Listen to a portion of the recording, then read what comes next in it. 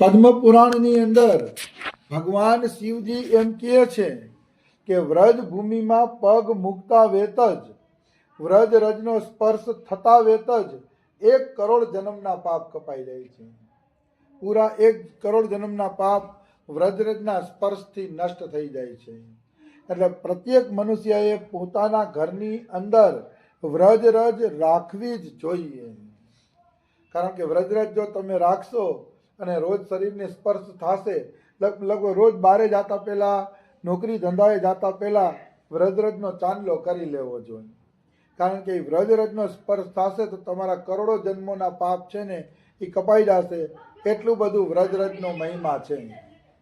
હવે અહીંયા હું તમને એક વાત એ પણ કહી દઉં કે તમને પાછું એવું કહેવાવાળા મળશે કે વ્રજની રજને ગુજરાત ન લઈ જવાય. આવો પ્રશ્ન તમને વ્રજવાસી ઘણા વર્ષે વ્રજની રજ લઈ ન જ આવી જોઈએ, ના ને તે ને બધા લોકો એવું કહેતા હોય છે કે એને વ્રજમાંથી વિયોગ ન કરાવાય. પણ જેનો જેવો ભાવ, હું કોઈના ભાવને ખોટો નથી કહેતો, પણ મને તો વ્રજરજ લઈ જવામાં કાંઈ ખોટું દેખાતું નથી. શું કામ? રામકૃષ્ણ પરમહંસ પણ જ્યારે વ્રજભૂમિમાંથી ઘરે ગયા ને ત્યારે કોથરો એક વ્રજરજ લઈ ગયા હતા. મેં એના જીવન ચરિત્રમાં વાંચ્યું છે. રામકૃષ્ણ પરમહંસ પોતે કોથરો એક વ્રજરજ લઈ ગયા અને એનો આવડો ભજનનો ઓરડો હતો નાનકડો, એમાં એ વ્રજરજ પાથરતા હતા. તો એમના શિષ્યએ કીધું કે ગુરુજી, તમે ધૂળને શું કામ તમારા રૂમની અંદર પાથરો છો? ત્યારે બહુ ગુસ્સો કર્યો રામકૃષ્ણ પરમહંસે કે અરે મૂર્ખ, આ ધૂળ નથી, હું વ્રજ ભૂમિને મારા ઘરમાં પાથરું છું. મતલબ તમે જે ભજન કરો છો, જે આસન છે, એ આસન નીચે પણ વ્રજરજ રાખશો ને તો વ્રજ ભૂમિમાં તમને ભજન કર્યાનું ફળ મળશે. એમ રામકૃષ્ણ પરમહંસ કહે છે કે હું ધૂળ નથી પાથરતો, મારા ઘરની અંદર વ્રજ આખાને જ પાથરું છું. મતલબ રજ આવી ગઈ તો વ્રજ આખું તમારા ઘરમાં આવી ગયું. એમ રામકૃષ્ણ પરમહંસનું કહેવાનું છે. એટલે આવડા મોટા મહાપુરુષો પણ વ્રજરજ લઈ જ જાય છે. અમારા સદગુરુદેવ ભગવાન પણ કોઈને મનાઈ કરતા નથી. કારણ કે અમારા સદગુરુદેવ ભગવાનના બંગાળમાં કેટલાય શિષ્યો છે, તો એ લોકો કાળું તિલક લગાવે છે અને કાળા તિલકમાં રાધાકુંડની વ્રજરજ હોય છે. તો એ તિલક બારે નથી જતું? શું જાય જ છે. અથવા તો ઘણા વ્રજમાંથી ચંપલ લઈ આવે છે, ઘણા રાધા નામની આવી ચુંદડીઓ લઈ આવે છે, તો બધું વ્રજની બારે જતું હોય તો વ્રજ રજ કેમ ન જાય? એટલે એમાં મને કાંઈ ખોટું લાગતું નથી. બાકી તો જે સૌના ભાવ એમ. બાકી મારું તો એમ માનવું છે કે વ્રજરજ લઈ આવવી જોઈએ. કારણ કે નામ ભૂલાશે પણ વ્રજરજનો સ્પર્શ હશે ને તો ધામ છૂટશે નહીં. માનો થોડીક વ્રજરજ તમે માથે મૂકી દીધી, પણ તમે રાધેશ્યામ નામજપ કરો છો, પણ માનો કલાક પછી નામજપ ભૂલાઈ ગયા, પણ વ્રજરજનો સ્પર્શ થતો રહેશે ને તો તમને વ્રજવાસનું ફળ મળે રાખશે. વ્રજવાસનું જે મીટર છે ને એ તમારું ચાલુ રહેશે. એટલે કહે છે કે નામ જીવથી છૂટી શકે છે પણ ધામ છૂટી શકતું નથી. નામ છૂટી શકે છે પણ ધામ છૂટતું નથી. એટલે પણ વ્રજરજ મનુષ્યએ પોતાના ઘરમાં રાખવી જોઈએ. ભજન ન કરતા હોય તો વ્રજરજ લે તો ફાયદો થાય. હા, કેમ નહીં? જરૂર ફાયદો થશે. દરરોજ ઈ વ્રજરજ લેશે એટલે પદ્મ પુરાણ પ્રમાણે એના 1 કરોડ જન્મના પાપ કપાશે. એટલે જેમ જેમ એ વ્રજરજ લેતો જશે ને એમ એમ એના પાપ કપાશે, હૃદયનો અરીસો નિર્મળ થશે અને પછી એને વ્રજરજમાં ને ભગવાનમાં બધાયમાં ભાવ થઈ જશે. અમારે બેન ને એક હગા હતા, એ 24 કલાક રેડી જ રહેતો ભાઈ. હા, છેલ્લે 15 દી વ્રજરજ લીધી હતી ને છેલ્લે એમ કીધું સીતારામ આવ્યો. હા, જામનગર. હાજી. તો એના રોજ તમે 15 દી વ્રજરજ દીધી એટલે કરોડો જન્મોના પાપ કપાતા ગયા. એટલે છેલ્લે એને સીતારામ દેખાણા. એટલે એને કીધું કે સીતારામ આવ્યા છે, દરવાજો ખોલો. પ્રવીણભાઈ મને વાત કરી હતી, એમના સગામાં હતા ને બહુ દારૂ પીવામાં હતા. દારૂ પીતા પીતા શરીર જ ખતમ થઈ ગયું હતું. ડૉક્ટરે કહી જ દીધું હતું કે આ જીવશે જ નહીં. એટલે છેલ્લો ઉપાય પછી આ લોકોએ વ્રજરજ આપવાનો કર્યો કે વ્રજરજ આપીએ. તો 15-20 દી વ્રજરજ આપી એટલે છેલ્લે દિવસે એવા વ્યક્તિના મોઢે રામનું નામ ક્યાંથી આવે? જાણે આખી જિંદગી પીધો જ હોય એને ક્યાંથી રામનું નામ આવે? તોય છેલ્લે એને એમ કીધું દરવાજો ખોલો, સીતારામ આવ્યા છે લેવા માટે. આ ઘટના તો હમણાંની જ હશે ને, 5-6 વર્ષ પહેલા.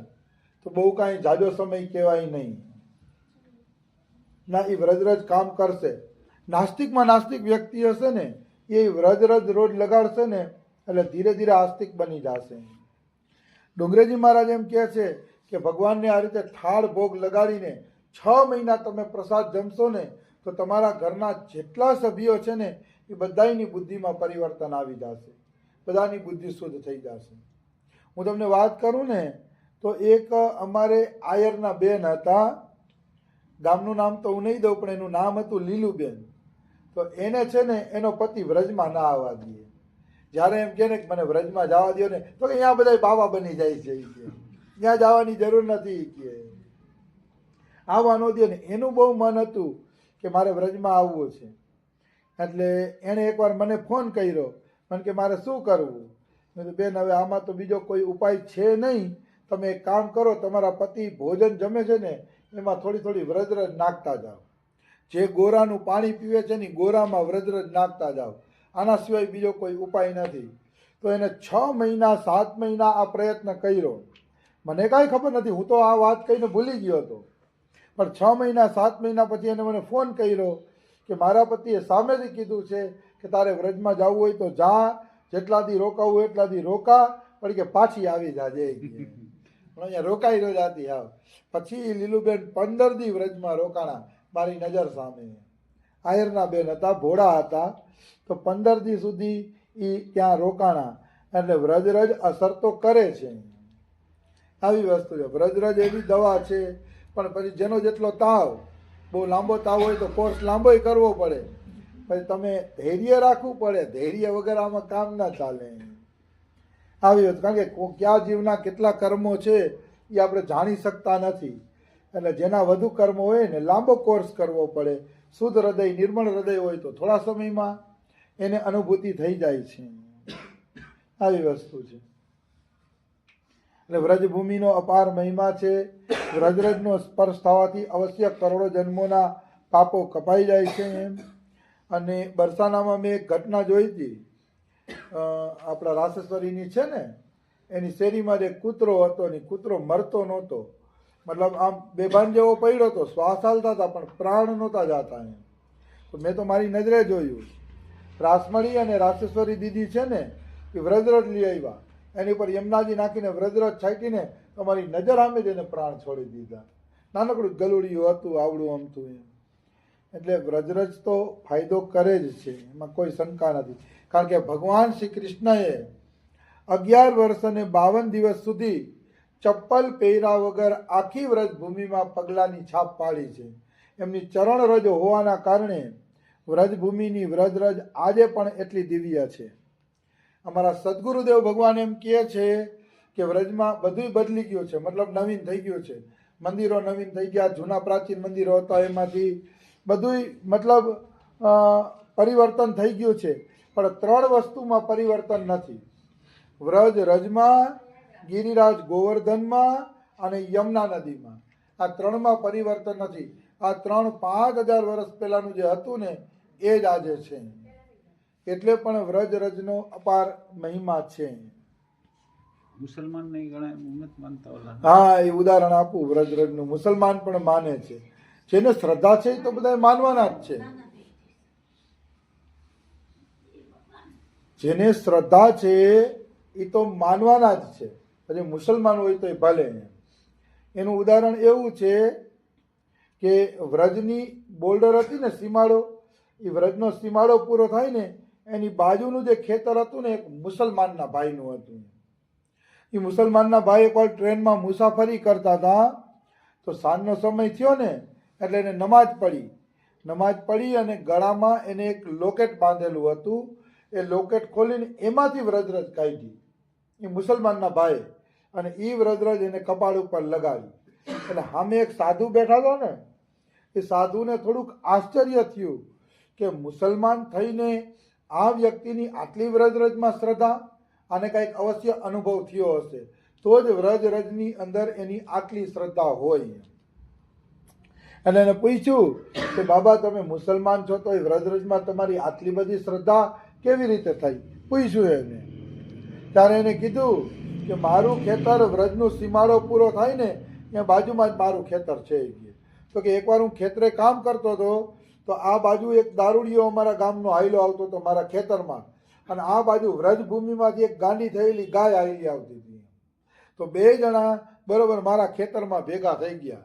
બોલો મુસલમાનનો બાપો કહે કે મેં દારૂડિયાને ઘણું કીધું કે આગો હટી જા, આગો હટી જા, આ પાગલ થયેલી ગાય આવે છે, તું આગો હટી જા, નકર તને ટારી દેશે.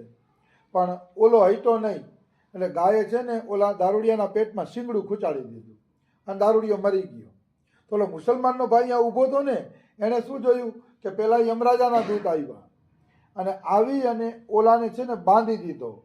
બાંધીને હજી લઈ જવાની તૈયારી કરતા હતા ત્યાં જ ભગવાન કૃષ્ણના દૂતો આવ્યા, અને ભગવાન કૃષ્ણના દૂતોએ આવી અને ઓના જે દોરડા હતા ને તોડી નાખ્યા. એટલે યમરાજાના દૂતો પૂછે છે કે આ તો પાપી છે, આ આખી જિંદગી પાપ જ કર્યા છે, તો આના દોરડા કેમ તમે તોડી નાખો છો? ત્યારે ભગવાનના દૂતોએ કીધું કે એ પાપી હતો પણ હવે છે નહીં.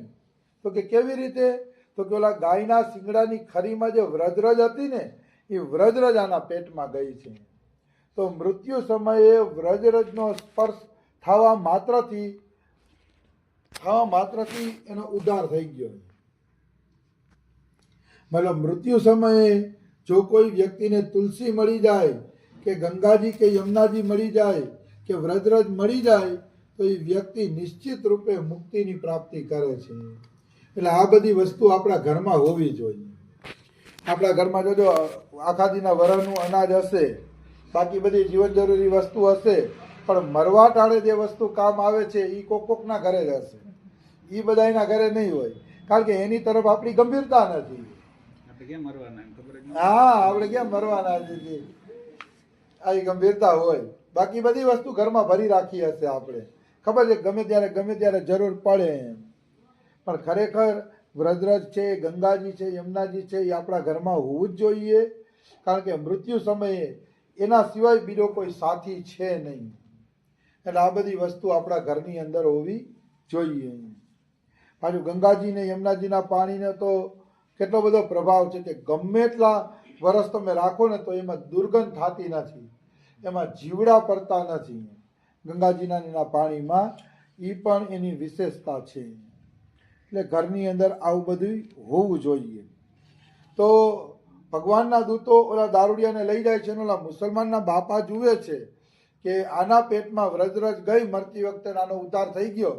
એટલે બાપાએ છે ને નક્કી જ કરી લીધું કે વ્રજરજ ગળામાં જ રાખવી, ગમે ત્યારે એવું લાગે એટલે ડાબલી ખોલીને માથા ઉપર લગાડી દેવાની, એટલે કિસ્મતની રેખા બદલી જાય. બાપાનો પણ એટલો બધો વિશ્વાસ થઈ ગયો વ્રજરજ ઉપર.